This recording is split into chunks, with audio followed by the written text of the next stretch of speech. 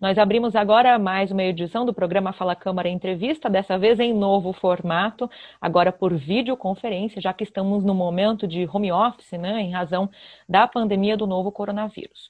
Bom, eu gostaria de agradecer a presença por ter aceito o convite para conversar conosco de forma remota, mas sempre presente aqui na nossa programação, o vereador Marquinhos Souza, líder do governo aqui na Casa de Leis. Vereador, obrigada por ter aceito o convite. É sempre uma honra poder falar com vocês, falar com os nossos munícipes, né?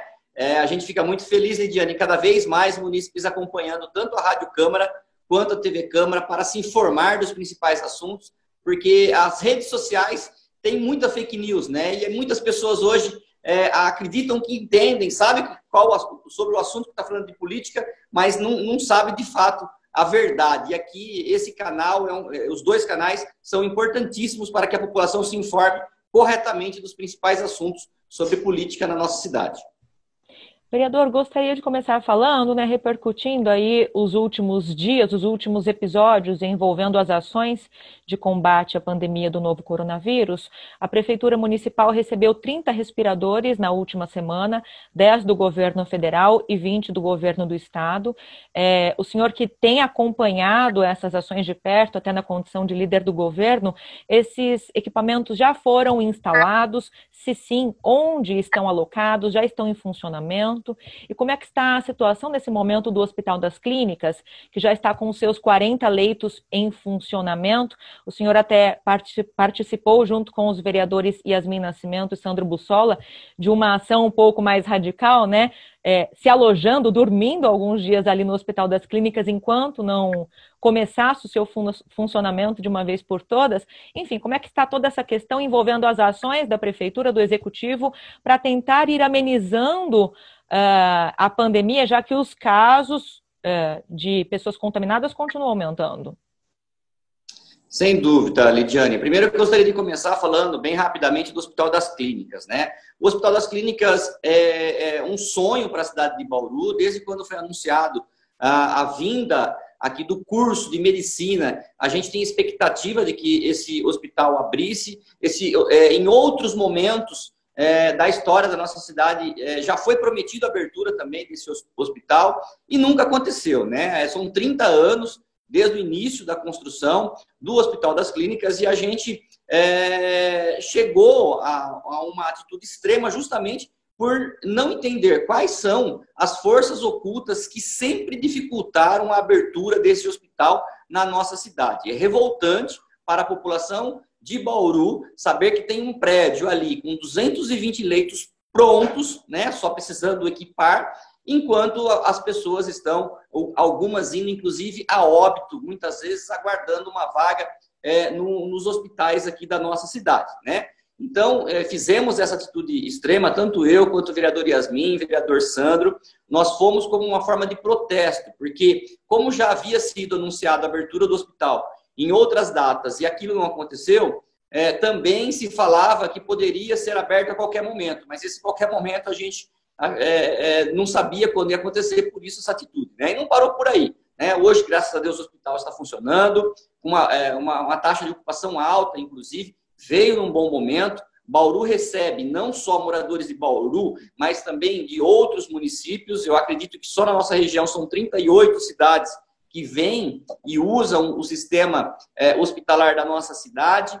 Então, foi uma atitude radical, mas necessária naquele momento. Se fez necessária. Hoje o hospital está funcionando e, na sequência, Lidiane, nós fomos, tanto eu quanto a vereadora Yasmin, nós fomos até São Paulo falar com o Marco Vignoli, que é o secretário do Desenvolvimento Regional, falando sobre a necessidade de nós termos mais leitos de UTI no município. Uma vez que os 40 leitos de enfermaria começaram a funcionar no HC, a nossa preocupação era para os atendimentos de alta complexidade, né? Nossa visita rendeu frutos e nós, graças a Deus, recebemos aí 20 respiradores provenientes do Estado e que coincidiu com a chegada de mais 10 do Ministério da Saúde, que também havia sido solicitado pelo prefeito Gazeta e acabou chegando todos na mesma semana.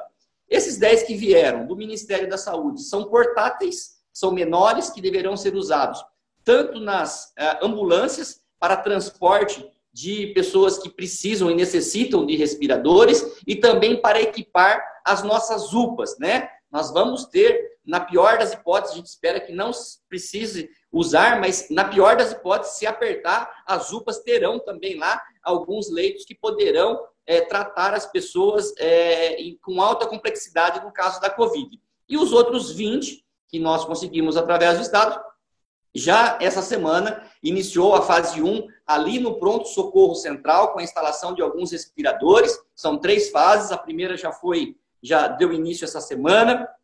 São 12 leitos que nós temos agora já atendendo ali no PAC, que é o posto de atendimento ao Covid, que são UPGs, né? Unidades para atendimentos graves, né? Então, o que acontece? É uma UTI praticamente, a diferença é que nós não precisamos credenciar essas UTIs no Ministério da Saúde e a Prefeitura vai fazer aí, subsidiar, né, o atendimento. Então, os 20 serão instalados lá no pronto-socorro central, ali junto ao PAC, né? Nessa primeira fase, o serviço de odontologia foi transferido lá para a unidade da UPA da Bela Vista, abrindo espaço para a implantação desses respiradores e desses leitos para fazer o atendimento para os pacientes de alta complexidade, Lidiane. E, na sequência, os outros serão instalados também. Então, serviços como psiquiatria e também serviços de ortopedia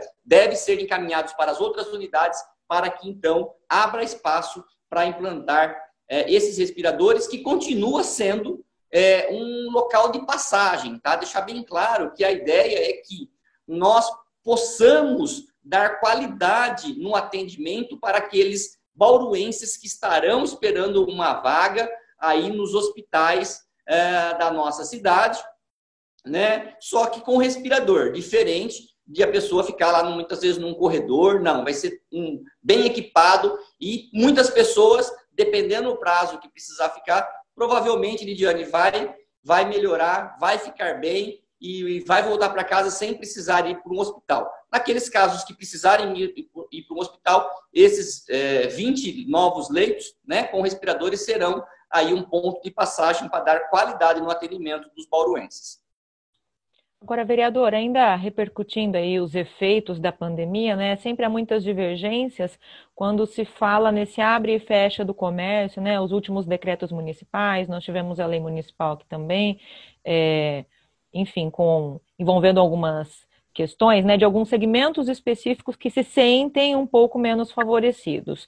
Existe uma discussão agora com relação aos supermercados que fazem a comercialização de alguns produtos que são áreas específicas, né, segmentos específicos de alguns estabelecimentos que só estão podendo funcionar alguns dias da semana.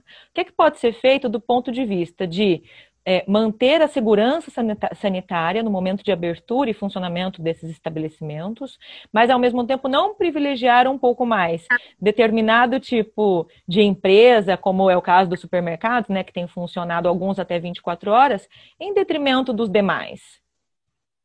Exato, Lidiane. Olha, nós pegamos muito firmes na questão do combate à pandemia, visando muito a saúde. A saúde sempre foi o principal foco. Por isso, toda essa correria, abertura do Hospital das Clínicas, pedido de socorro com respiradores, tudo isso nós acabamos de falar agora, né? E chegou o momento, e a gente não pode esquecer também no debate da questão da saúde, nós não podemos esquecer as questões econômicas do município, né? Então, nós estamos na fase laranja. Na fase laranja, muitos estabelecimentos não podem funcionar, né? Com muito trabalho em reuniões, e eu tenho participado diretamente dessas reuniões, a gente conseguiu dar um alento para alguns segmentos, como é o setor dos restaurantes, principalmente as lanchonetes, que puderam, né, agora, foram autorizados a atender as pessoas no horário de almoço, no mesmo horário que funciona o comércio, que é das 10 horas da manhã às 16, foi uma forma de dar um alento para essa categoria. Infelizmente, nós não conseguimos dar um alento ainda aos bares noturnos, que têm reclamado aí, e com razão, porque acabaram ficando de fora, é que na fase laranja não poderiam funcionar nenhum dos segmentos. O que foi se criado um alento para alguns segmentos, como foi o caso do salão de cabeleireiro também, que não podia e está atendendo uma pessoa por vez com as portas fechadas. As lanchonetes e os restaurantes no horário de almoço, E também as academias, que agora as academias, as pessoas que possuem qualquer tipo de atestado médico que pede exercício físico, seja obesidade, diabetes, hipertensão e até mesmo depressão. Eu estou deprimido em casa, eu estou com um problema, estou trancado em casa nessa pandemia. Até mesmo hoje, um atestado de depressão é possível ser aceito para funcionar a academia. É uma forma também de dar um alento para esse segmento. Agora, o que vem me incomodando, Lidiane, é justamente o ponto de que o comércio em geral, tanto o shopping quanto o comércio de rua, está podendo funcionar quarta, quinta, sexta e sábado. Né? São 4 dias por semana, das 10 às 16 o comércio de rua e das 13 às 19 o shopping. E aí nós vamos em alguns supermercados aqui na cidade, que eu não vou citar nome, obviamente, supermercados nunca fechou a porta nem um dia. Pelo contrário, as redes de supermercado nunca faturaram tanto, porque são as empresas que são considerados serviços essenciais. Só que nós temos aqui supermercados na cidade que você entra e você tem lá setores gigantescos que vendem roupas, calçados, toalha de mesa, toalha de banho, roupa de cama, roupa infantil, carrinho de bebê, eletrodomésticos, celulares, enfim, tudo quanto é produto que são vendidos no comércio de uma maneira geral. E o que eu acredito? Qual é a minha percepção? E eu vou levar ao prefeito. Que não é justo que os supermercados, né, que podem abrir de domingo a domingo, no caso desse específico que eu visitei essa semana, abre às 8 da manhã, fecha às 10 da noite, todos os dias, de domingo a domingo. Acaba sendo, assim, uma injustiça, porque eles continuam comercializando todos esses itens que eu citei aqui, e o comércio, de uma maneira geral, tanto da rua quanto do shopping, está restrito a alguns dias e alguns horários. Então, não é que a gente não quer que os supermercados façam a venda desses produtos, mas, de repente, seria o ideal, o justo, que os supermercados fizessem a comercialização desses produtos também nos mesmos dias e nos mesmos horários que o comércio de uma maneira geral. Eu acredito que nós estaríamos cometendo justiça com o comércio da nossa cidade, que vem sendo muito castigado nesta pandemia. Vereador, agora mudando um pouquinho de assunto, né? A Câmara Municipal, na sua última sessão ordinária, apreciou e rejeitou em plenário 2 pedidos de comissão processante contra o prefeito Clodoaldo Gazeta, que poderiam resultar ou não aí numa eventual cassação desse mandato.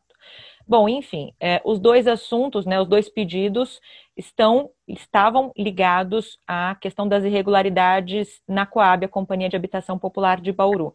Nós tivemos também, ao longo dos últimos meses, 6 comissões especiais de inquérito instauradas na Câmara de Bauru, e uma delas investigou justamente as responsabilizações acerca das irregularidades na Coab. O senhor subiu na tribuna na sessão dessa última segunda-feira, na verdade fez uma fala sobre a questão das comissões processantes e falou sobre banalização do uso desses dispositivos. Qual é o balanço que você faz, já que você também fez parte como membro durante um tempo de uma dessas comissões de inquérito, qual é o balanço que você faz dos resultados desses 2 trabalhos e também da apresentação e apreciação dos 2 pedidos de processante?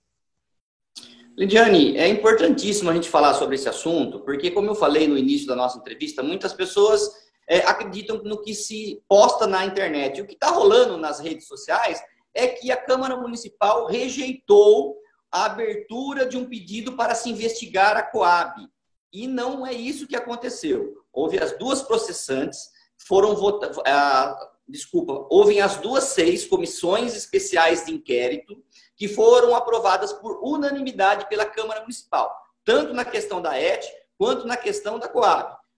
Foram 90 dias de trabalho e foi apresentado um relatório final de toda a investigação da ET, que foi aprovado por unanimidade também pelos vereadores, pelas vereadoras da nossa Câmara Municipal, e também houve o relatório final de 90 dias de apuração da Coab, que foi apresentado para o plenário, e que os membros da comissão entenderam que estava ótimo o trabalho apresentado pelo próprio vereador que pediu na sequência uma processante contra o prefeito.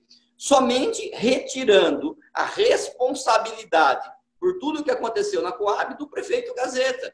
Foi apenas isso que foi feito, porque a Coab vem com um problema há 40 anos, a Coab tem problema desde a década de 80, a Coab não constrói desde 1993, de lá para cá é só administrando contratos e um monte de problemas que a gente sabe, processos, questões das empreiteiras, questões da mudança das taxas, juros altíssimos, enfim. Houve apuração, sim, foram 90 dias de trabalho, o relatório foi aprovado na Câmara Municipal, o que não foi aprovado foi uma abertura de comissão processante para imputar responsabilidades ao prefeito Gazeta, que foram 3 anos da sua gestão, numa história de 40 anos, né? Tem 3 anos aí do prefeito Gazeta, imputar a ele a responsabilidade dos problemas que ali aconteceram durante todos esses anos, em especial nos últimos anos com a questão do seguro. Então, nós não achamos justos, né? Nós queremos achar um culpado para a Coab, tudo bem. Nós sabemos que tem o GAECO que está fazendo um excelente trabalho e que em breve tudo será explicado para a população. Agora, agir politicamente, querendo imputar responsabilidade ao prefeito Gazeta, é o que a Câmara Municipal não aceitou. Vivemos numa democracia e a maioria entendeu que não deveria abrir uma comissão processante no meio de uma pandemia, uma comissão política, que não é uma comissão técnica, apenas para um desgaste político da imagem do prefeito, que deve tentar uma reeleição. Então, deixar bem claro para a população que vai para as redes sociais, que quer comentar política, que acredita que está falando do assunto correto, assista a TV Câmara, ouça a Rádio Câmara, que vocês vão estar sempre por dentro do que realmente está acontecendo. Em nenhum momento a Câmara Municipal rejeitou investigar a Coab. Vereador, conversando agora sobre os trabalhos da Comissão de Obras, da qual o senhor é membro, né, e falando especificamente sobre a situação do transporte coletivo, que é algo também que tem gerado muita discussão, inclusive aqui na Câmara Municipal, por conta da saturação de algumas linhas no momento de pandemia e em que se faz necessário cuidar para que não haja aglomeração dentro desses ônibus, né? Houve uma videoconferência, uma reunião por videoconferência nessa semana, e nessa reunião o presidente da Indurb, Eliseu Eclair, anunciou o aumento de ônibus para algumas linhas, o que já vem acontecendo aí nessa semana. Ele prometeu também analisar as perdas que as empresas operadoras do transporte coletivo estariam tendo agora durante a pandemia, um valor, segundo ele, de aproximadamente 7,5 milhões de reais. A Indurb tem condição e deve dar esse aporte para as empresas? Como é que o senhor avalia? Eliane, eu falo que o maior gargalo hoje na cidade de Bauru é justamente o transporte coletivo. Eu tenho participado de todas as reuniões, inclusive reuniões presenciais na prefeitura, reuniões presenciais na Câmara, reuniões por videoconferência na Câmara e também com o Ministério Público, tratando desse assunto desde o primeiro dia. O que acontece? No começo da pandemia, quando houve aquela quarentena mais rigorosa, onde grande parte da população ficou em casa, né, a nossa taxa de isolamento era em torno de 60%, as pessoas se trancaram dentro de casa, era um desespero, ninguém sabia, ninguém conhecia o vírus, né? E o que acontece? Desde lá, vários segmentos, vários setores da nossa sociedade sentiram, né, com a questão financeira e econômica das suas empresas. E com as empresas de transporte coletivo também não foi diferente. Despencou o número de usuários, automaticamente a empresa teve que retirar vários carros da rua, também por conta da pandemia, teve que afastar vários motoristas que possuem aí acima de 60 anos e começou a trabalhar com um número reduzido de carros na nossa cidade. Até porque, né, pelo contrato assinado com a prefeitura, toda a perda da empresa, seja por qualquer motivo, há lá uma cláusula, né, seja pela diminuição do número de passageiros ou por qualquer outro motivo, existe uma cláusula assinada entre essas empresas e a Indurb, né, e automaticamente a prefeitura, que a prefeitura deve fazer o aporte, né, porque subsidiar a diferença. E existe esse impasse, o número é alto, né? As empresas vêm passando as dificuldades financeiras também, e agora está se discutindo encaminhar um projeto de lei para a Câmara Municipal, para que a Câmara autorize que a Prefeitura faça, então, esse aporte, para que a gente tenha mais ônibus circulando na nossa cidade, diminuindo aí o número de contágio, justamente por conta da quantidade de pessoas dentro do transporte coletivo. De pronto, o que nós conseguimos foi que nas 15 linhas principais que são identificadas os problemas